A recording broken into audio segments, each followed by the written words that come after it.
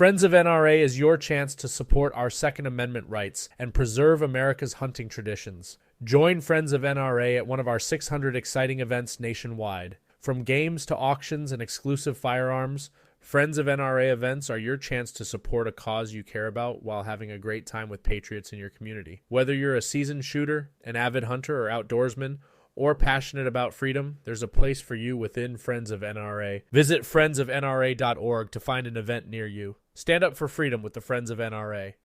Llévate más de lo que esperas todos los días con el nuevo McValue en McDonald's. Ahora puedes comprar uno y sumarle otro por $1.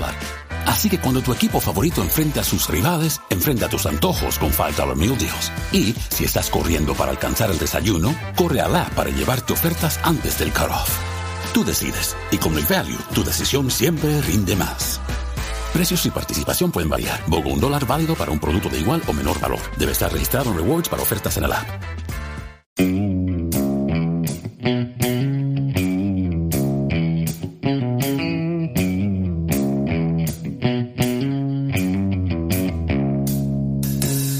All right, welcome back to the Survival and Basic Badass Podcast, Kevin and Chuck.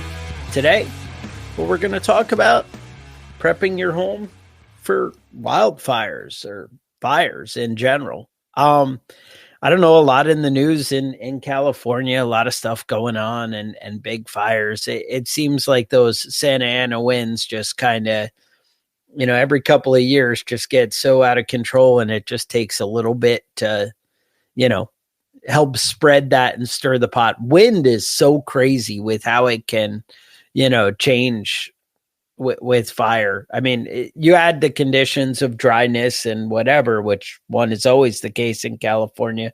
Then you kick that up with a little wind, and you're just asking for trouble. So we're going to dig into how to prepare your house, what type of cool stuff you should be buying, what type of stuff, what you need to be looking for, worrying about, how you can actually prep your home in the moment. And, beforehand, I got some cool stories. We got a lot of good things to get into. So I don't know, Kevin, do you even, how do these fires start? It always seems like it, you have the guy smoking. We remember in history, there were some really big ones, the Chicago fire, San Francisco. The Chicago fire, you were telling me about that. What happened there? Yeah. So that was, the great Chicago fire was, 1871. Okay. It burned for 2 days in October. It killed 300 people. It left 100,000 people homeless. There was a long drought leading up to it. So, I mean, that's one of those the things about these about the fires that start. It usually starts with, a long drought, Right. So that's one of the things to be wary of. And wildfires can happen anywhere. City fires don't happen as often anymore because most cities aren't made out of wood anymore. But right. They still happen. Now, the Great Chicago Fire, they never figured out exactly what happened. And we blamed a cow? Yeah, it was the old story is it was Miss O'Leary's cow kicked over a lantern, but it started in her shed, not in her barn. Okay. So we don't really know what happened, but it burned 3.3 square miles of the city burned down, and it crossed over the river from one side to the other. And that's generally just wind carrying embers from here to there. And that's the thing, embers, that's where you get into such danger. Right. San Francisco. So that's the thing. Everyone's like LA, it's because of the city, or it's because of some government conspiracy of, laser beams from heaven starting fires in LA. But mm-hmm. California has had some fires in the past. It's not a new thing. Yeah, it's not the first time this has happened, right? On fire. I mean, I actually am always amazed when we look into it that I'm always like, how are there not more houses being destroyed every year in California when you hear about all those wildfires? Like, damage is usually pretty minimal. Obviously, this year is a big exception, and that's one of the reasons where everybody's talking about it. But so way back, the biggest, actually, they say the most deadly earthquake in history was the San Francisco fire, which, as you know, is caused by an earthquake, hence the most the earthquake, right? So it was caused by an earthquake in 1906, but they said a few hours, so I don't know what that means, 2 to 3 hours, 52 separate fires had started after the earthquake. All in different places. All in different places. And then it's just like, plus an earthquake, it's tougher to move through the streets. It's, things change and are unsafe and you don't know, and gas lines are, rupturing and things are happening. And that ended up taking a toll of 3,000 people. Yeah. So that's significant. So let's kind of get to the meat within the nut here. And, what can you do? Now, there's obviously, we're going to talk about some construction. We're going to talk about things that you can, equipment you can buy to help prevent fires, or help fight fires, deter fires, any of that. But let's talk about, like, when you get the call, you turn on your radio and you're like, hey, a big wildfire just broke out next to you. What are you going to do? So let's kind of jump into it. So one of the big things, they say you want to close every door and every window within your house. What that is, how, like, when you open and allow fresh air into something, now, one of the things that I was watching some reports from firemen and fire chief, and he was saying you want to close every door and window, but you also want to leave every door and window unlocked because you want to allow access for firemen and things like that. Right. So you want to stop air from moving, but you don't want to stop people from moving. Right. That's the big thing. You want to shut off the gas at the gas meter. That would be a smart play if you want to be the one that's standing. You want to clear the debris around your house. Now, they always talk about a fire break should be about 30 feet. Now, obviously, the further away you can clear out, the better. The further, the better. But, yeah, but if I was living in a drought, in an area where droughts were common, like California, a lot of parts of California, I think I would do a basic standard, weekly or bi-weekly cleanup, just rake everything out. You got to be on top of it when you live in a danger area, especially in the right seasons, right? They're actually talking about, after this fire, about how requiring laws of more fire, prevention, as far as no flammable anything within 5 feet of a house and things like that. They were talking about different things they were going to implement. The more I dug into it. Another thing, so like I said, shut off the gas meter, any kind of outside cushions, anything flammable out there in the yard. So you're going to want to take those and put them in the garage, put them in somewhere where they're not going to be exposed to flying ambers, right? That's kind of thing. Same thing with propane tanks. They were saying ideally you move it 30 feet away from the house, but if that's not an option, you're going to want to put them in the basement, in the garage. And, I guess California doesn't have a lot of basements, but you want to put it in the most secure area that you can.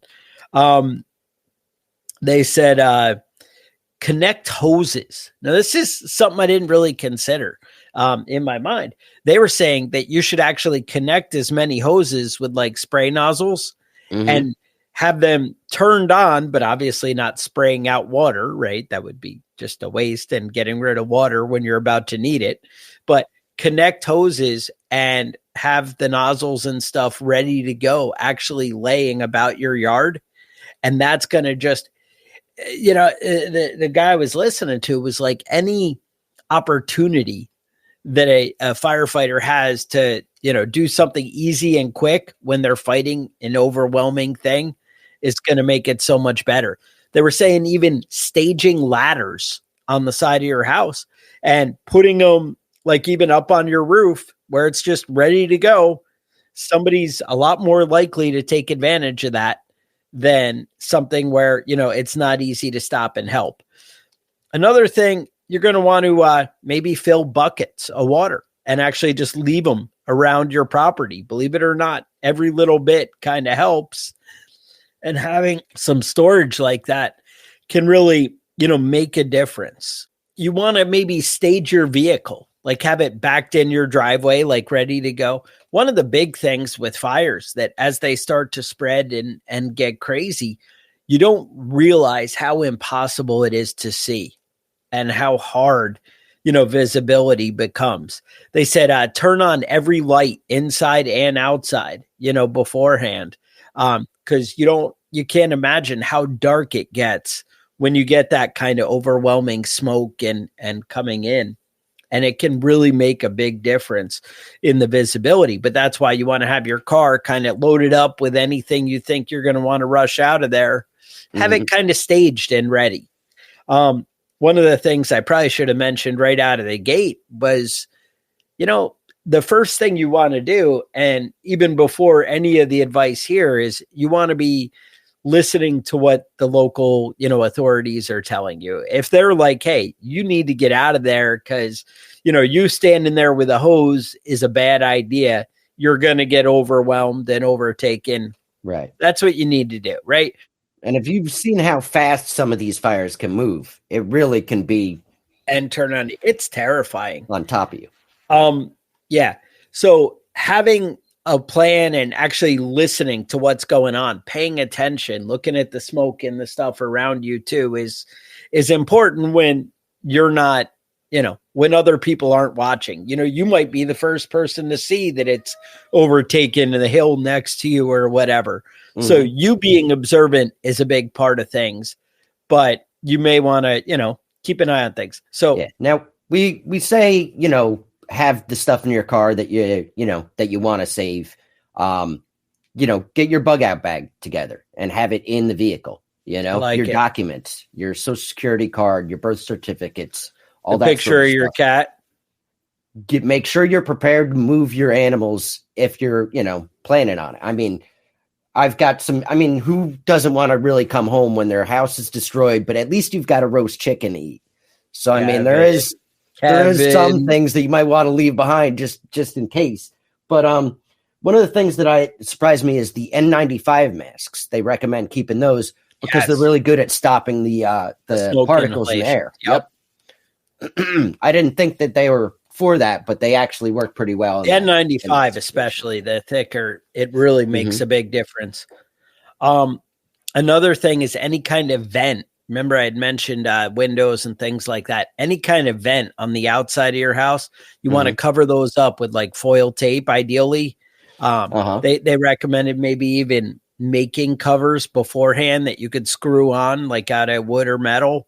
That would be awesome. They said at a minimum duct tape or even aluminum foil, just slapping it over the vents. Because anywhere air is sucking in, that's where, you're getting into trouble. You want to shut off your HVAC, any kind of air conditioning or heat. Fires actually happen in the wintertime, it turns out. Any kind of heat or air conditioning, you want to shut it off so that it's not, going to be sucking in air, right? Because that's where you get into trouble. So just keep that in mind. Another thing, believe it or not, when you have a fence around your property, they say open your gates. And what happens is actually fire can travel through, like it follows the fence. It burns all along, and it actually works like a fire break if you open that gate as one. Obviously, if you have a chain link fence, opening that gate isn't really going to help you. That's not. But allowing access to the firefighters, that's kind of cool. Same thing. You don't want to have any kind of locked gates or anything for the firefighters. You want to make sure you open access to anybody coming in. Keeping in touch with, like I said, a NOAA radio or something where you're hearing the emergency warnings coming out. You want like the most local news station, that you have available. Now, when they say evacuate, I know Chuck and I normally will recommend you don't take off. You know what I mean? Bugging out isn't always the best situation, but there are certain cases, and this is one of them, When your neighborhood's burning get down, the fuck out of there. Yeah. Yeah. Don't hang out. Don't try and fight the fire and save your house. You know, you should know ahead of time whether or not your house is covered, for fire insurance. And most of them are. Most insurance policies, that's one of the things they cover, but not all of them. Not all of them. And that's one of the things is, guess what? It's a 5-minute phone call to call your insurance agent. Hey, where do I stand on floods? Where do I stand on earthquakes? Where do I stand on fires? Have those questions and be like, hey, what's going on? How am I protected? And hey, what's the difference? What would it cost me to be covered for fire? Do you recommend another company that does fire if you don't, that I can add fire on to whatever I'm doing or whatever, it's better to ask these questions before than to hope for the best and find out later. Right. And find out that maybe you didn't have the coverage that you thought you did.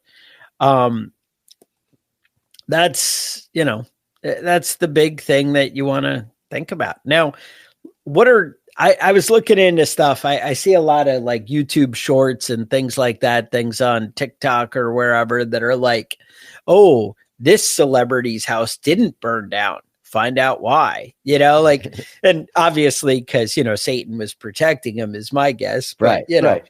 Looking out for his people. Right. No, but it was things like, hey, look, Jennifer Aniston had a fire suppression system on her house. And maybe that's something you might want to do, and to be honest, if you live in a really volatile area like that, where fires are very common, and maybe you're just a good prepared guy, there are a lot of different options and a lot of different budgets that, things that you could do. So I looked into it. I looked on Amazon and different things. I looked at a lot of different fire suppression. They started out really big. Like when I went to YouTube, I saw one called, actually, let me find the perfect one here. There was one called the Hydro Cannon. And if you search, I think Hydro Halo, this guy had a cart that you could drop a hose into your swimming pool or a pond. And they basically had two setups, but this stuff was not cheap. You were talking like $5,500 or $6,500, but it basically is like a trash pump kind of thing that's sucking the water out and setting you up with real hoses that you're fighting fires. Now, again, this is when you end up in the wrong spot and things are going bad, because in theory, you want to get the hell out of there. And the truth is, get hurt. Yeah, the truth is, if you're going to spend the money on that thing, boy, I'd have a hard time fucking evacuating my house if I spent $6,000 getting a fire system. I'm loading the fire system into the car as I'm driving out, right? But I mean, you get out there and you're all surrounded in your house, but your house is safe, and then your pool runs out of water and you're up Shit's Creek. So there was another one. I mean, the prices ranged to all kinds of different things. So there was one called the Iron Owl, and this thing was like $159, and it basically is one of those little spigot sprinklers, and it just connects in on your roof eave, on the bend in your roof there, and you can just connect them. And to be honest, if you had 3 of those and keeping your roof wet, big difference in, things. I did see there was another one called the Fire Bozz, Bozz. And that thing is a little more substantial, but honestly, it didn't look like anything more impressive. I think that the spigot was designed that it actually could handle some like chemicals, like fire suppression chemicals and like thicker foam and crap like that, fire retardant. And that the sprinkler shot like 100 to 300 feet radius. So that's huge, but that was also like $4,700. So, but that $159, little Iron Owl, I got to say, kind of cool. You could just put 2 or 3 of those up there. 'Cause I got to say, if I'm turning it on and leaving my roof covered with a hose, that sounds like my house has got way better odds, because it's those ambers that come in and drop on your roof that are what take you out. And there were other things I looked at, about $550. I saw something, it said Firefighter 1, fire hose for pool pumps, but it didn't really add up to me because it was just using the pressure from your fuel or from your pool pump to shoot the water. And I just can't imagine you're getting enough pressure out of that. Right. It doesn't seem like you're really getting that much of a distance. It didn't add up to me, but. Yeah. And a lot of these also are based on the idea that you have a swimming pool, you know? So if you're one of those poors out there, you know, yeah, get your life together. Jesus, get a pool. Come on. But I mean, the thing is, a lot of these, during a lot of these fires, your water pressure in your house is going to go down. You know, they always tell people not to open up the fire hydrants because it decreases the water pressure if there's a real fire. And some places that's a legitimate thing to worry about. But if there's a wildfire going on, you're probably not the only asshole out there with a hose trying to hose everything down before you leave. Yeah. We also had they had a backpack fire pump that held like 5 gallons. And I got to say, it was pretty impressive for like fighting spot fires. It was like $250 or something. The Supply Cache is the place that sold that. Might be worth looking into. Again, we actually did a off-grid living firefighter kind of episode about, having your own fire truck basically and building things, different things you can do. I'll put a link to it in the show notes. You guys can check that out. Because, I mean, there are other things that you can do, but these are, you're kind of the guy in town and what you can do. Now FEMA actually put out a book called Home Builder's Guide to Construction in Wildfire Zones. And to be honest, they had some pretty good ideas. One of the things is the type of material you build your house out of. Having a stone house or, maybe the stone, they do that, what do you call it? The white stucco, that's the one on the outside that, things like that are going to obviously help your odds a little bit. Obviously we want things to be aesthetically beautiful, but you also don't want it burned down. It's not as beautiful when it's charred and fallen in on itself. I got to say that. A big thing that kind of anybody can do, and you can do with your house existing now, it comes at a price, but having a metal roof. I know in Alaska and stuff like that, where in very wildfire prone areas, it's very common to have metal siding as a way to go on your house.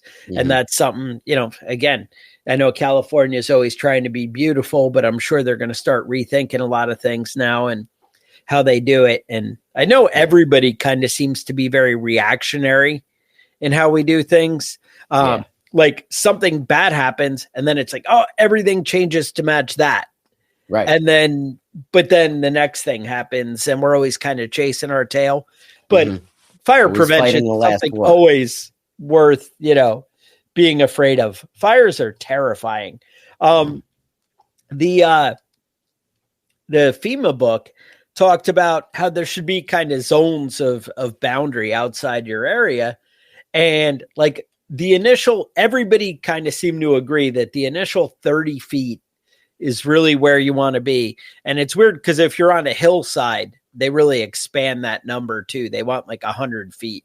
Right. But the initial 30 feet is kind of crucial to keep any kind of flammable bushes, leaves raked up. One of the big things, keeping your gutters clean, is a big one. Wood piles. Turns out wood actually burns. And if you have a bunch of logs sitting next to your house, that's a no-go. So you either want to put that inside your garage or you want to put it, out away 30 feet from your property. And in a perfect fantasy world, you have like it on a gravel kind of pit kind of thing where it's not going to be, you can do what you can do, right? We all do things, but that's what you can do. You may want to rethink living in California. I mean, there's a lot of issues that, you can do. It's a horrible thing to say, Kevin. You're a mean, hurtful person. Yeah. Reduce, prune and like take care of dead trees and dead shrubs. And you end up with a lot of like debris that is like, I know I have woods on my property and there's a lot of dead brush underneath. And that's where things start and escalate and can really, get out of hand. So you may want to, look into that. Now, like I've actually been exposed to some fires in my life. I mean, it started out when I was a little kid. I was like 4 or 5 years old. Our neighbor's house caught on fire. And it was to the point, it was like 2 a.m. and fire department's banging on the door. Hey, there's a big fire right next to your house and you need to get out and evacuate. And, you're standing in the street in the middle of the winter time and whatever. But when something is like full on in flames like that and just engulfing, it's amazing and terrifying. And it is horrible. And then later on in life, my family had a cottage. It's like my grandparents or whatever up in Canada. And again, out in the middle of nowhere. And I think what they decided was that it was actually somebody had probably broke in and robbed the place. And then to kind of cover their tracks, they set it on fire. So that way you wouldn't know that it was robbed, kind of, or it just like none of it added up. Nobody's like, oh, criminals are really smart people. Right. It's a little iffy on the details, but I know that one of the only things left after it all kind of burned to the ground was a still. They had an old still that was like in the melted pile of metal in the middle of the room or something along that line, obviously to make clean water. Cause that's right. Yeah. I'm sure that's what they're doing there. Yeah. You have to have your priorities, but yeah, there's always, and the fire department though, same thing, was like 2 hours to get there because the nearest thing was just forever away. And they're like, oh, we don't plan to save your house. We're just trying to keep the rest of the neighborhood to burn down. Exactly. You don't realize it, but you lose everything. A friend of mine's house burnt down a long time ago, and like just clothes. They didn't have any clothes to wear. They were out at work, and the house caught on fire, and that's it. Everything's gone. Anything that you owned, anything that you ever had. I had another friend of mine whose house caught on fire, and he was an older guy, and it was I thought it was a fire trap to begin with when I, just knowing the house. And he barely got out of there. He grabbed his guitars on his way out. Obviously. He left a coffee can with $5,000 in cash inside and grabbed his guitars instead. And then he set the guitars against his car and went back about stuff. And by the time he got back, the guitars had all melted and burnt up anyway. So he just didn't get them far enough away from the house. I know I used to have this pretty awesome dime bag, I think it's like a Rodin Razor or whatever, some kind of bag guitar. And I was the man, and I sold it on eBay, and the girl was in Texas. And she was like, gee, was all the lacquer on it all bubbled up and like this when you shipped it? And I'm like, no. And so it turns out the heat can really do some damage on those kind of things. Yeah. They don't really hold up to like you would think.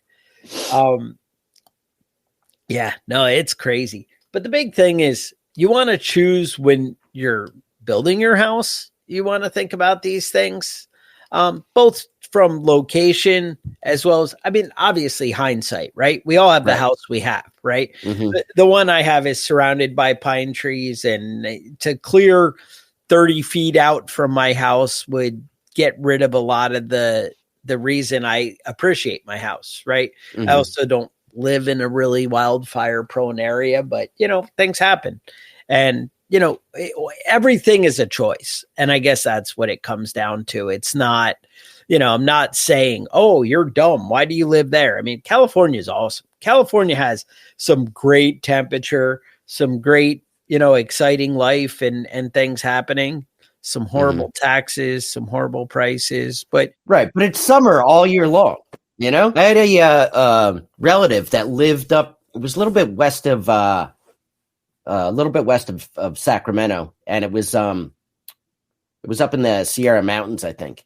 And they had their kid had a fire, and the kid did everything that you're supposed to do in a normal place. But this isn't, it's not a normal place. They're really fire prone. And, he put it all out, buried the coals and things. And a couple hours later, it started up. And he said he called the fire department. And the fire truck showed up, and the guy came up to his house and asked for a cup of coffee. He's like, "Don't you see this fire going all around?" And he said once they turned on the engines, though, it's the amount of water they were putting out, it's, wasn't a real issue. It hadn't gotten out of control yet. And, but, he was saying that he wonders why people worry about terrorists, people doing the 9/11 attacks. It was not that long after it. He said, You could just drive around California during a drought and throwing burning pieces of paper out the window and, cause as much, if not more damage than that, Yeah. No, there's horrible things that, if people are evil, there's always opportunity, I think. Right. And I know that there's a lot of people that a lot of these fires are actually started by, arsonists, by crazy people. I kept looking up for the LA fires, they're it could have been people. We don't know. They don't know what it is. I know there's speculation it was electrical equipment. Right. But I mean, they don't know. It could be anything. The conditions are ripe for any bad opportunity. I mean, a lightning strike, anything, cars backfiring. I mean, just crazy things that actually, when it's super dry, things can happen. A cigarette butt somebody flicks out the windows. It really is crazy. It's enough. And believe it or not, I've seen a lot where I live now. Over this year, I think I was driving home. It was probably 2 months ago, and somebody's whole front lawn was on fire, and it clearly started from the road and was going up their lawn of dried grass. I was like, how does this happen? These things just happen. I mean, they don't just happen, but they happen from the thrown out cigarette, lasers from space. Right. These are the whatever. They just I know Marjorie Taylor Greene, she's the that genius congresswoman from Florida. She was saying that the deep state needs to get their weather machine going and get some rain over there.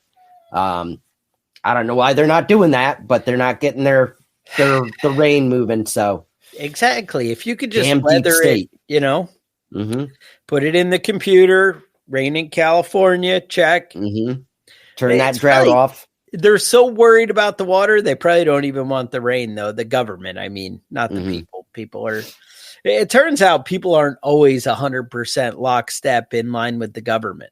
You would think that, I don't know. Turns out not every time for the people, not necessarily, right? Not necessarily, but that's it. I mean, the big thing is, be aware of what's going on, pay attention to the weather. Hey, it's the fire season. Hey, turns out my fire department has a burn ban in effect. Maybe you shouldn't be burning. That's it. Obviously, I'm not saying these fires started from something like that. I'm just saying. But I mean, we had a significant drought. Pay attention, right? The more we pay attention and follow, the better the outcome is going to be for everybody, and that's a big thing. But it turns out, I had this experience at work not that long ago, where I have some medical training and things like that, and we have medical people on staff at work that if something bad happens, they come out and handle it. They really weren't able to handle it, and turns out don't know CPR or things that you would assume would be the very basics of a medical train. But my whole point of why I'm saying this is you can actually do things to help the firemen. You don't have to be they're professionals. Let them handle it. Now, as far as your safety, they're professionals. Let them handle it. I'm not saying put yourself in a bad situation, but I'm saying don't sit there blindly when you could be doing something. Mm-hmm. That's what I'm saying. Turns out you are responsible for you, and you kind of care about your stuff more than anybody else does. Right. And that's something you need to think about. Now, does that mean if, your house is surrounded by, everything horrible, you shouldn't be getting out of there? You should have got out of there before that window closed. But, having things in place and set up, that's kind of cool. And like Kevin said, water can run out as things are, going on. Obviously, there were some stories about, firefighters saying, well, it's your own problem if, your house is on fire and I'm not coming in. You should have left when we put the thing. And it is frustrating when you ignore all the safety, you can't expect other people to risk their lives. Right. To come save you. Like if the government comes out and they put on every single channel, every single radio station, hey, you need to evacuate. They're sending emergency text to your phone, get out of your house, leave now, and you stay and don't do anything. You're kind of on your own. That's always, they do that with hurricanes, right? Right. You have to evacuate. They're not coming to your house in the middle of a hurricane to help you out. After they told you to leave. Yeah, after the hurricane, that's a different story. If they can get there, they will. But they're not going out in 120 mile an hour winds and downpours of rain so that they can come help you out when you should have been gone anyway. And I understand they made a choice. They're a firefighter. You're not, whatever. But you don't want to put somebody else in danger based on your bad decisions. Mm-hmm. That's all I'm saying. I'm just saying, be aware and, respectful of other people. Turns out they have value too. But anyway, that's it. So make sure you guys comments, fire stories, advice. Maybe I missed something. Like I said, cutting a fire break. One of the prepper novels, speaking of fire breaks, I read, guy had like a bulldozer and stuff, and he kind of made berms around his house and built up dirt. But that's going to be if you have time, right? You only have so much time. And a bulldozer, right? But these are things, a good tractor or whatever, it just takes time. But if you can push back, and there's nothing wrong with, hey, there's a bunch of trees that are closer than 30 feet. Maybe I can cut those down and push them back as fire is approaching, because sometimes, days in advance, hey, there's wildfires getting closer and closer. Sometimes you don't. So it's all about, using your judgment and doing the best you can. But know that things can get out of hand quickly. I think that's the best advice for fire stuff.